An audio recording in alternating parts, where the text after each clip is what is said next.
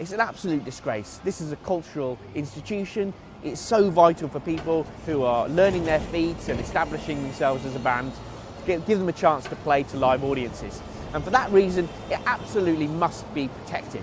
Otherwise, there will be nowhere in the city for new unsigned bands to play. We need the next person like me in Oxfordshire to have somewhere to start to learn to be a promoter, or the next place for someone to be able to pick up a guitar and go and play and learn how to be in a band, because there isn't many places left in Oxford. We need these small venues for people to develop their careers. It's not obviously just me who's come up through the Wheat Sheaf and venues like it.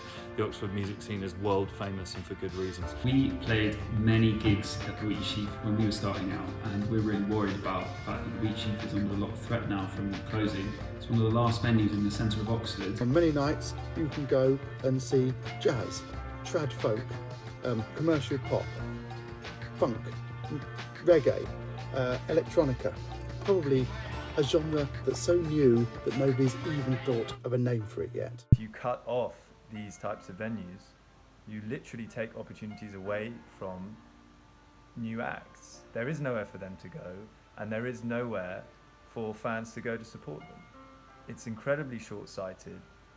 It affects the jobs of people who work in those venues. It affects the livelihoods of the musicians who tour in those venues and of local musicians who need somewhere to play.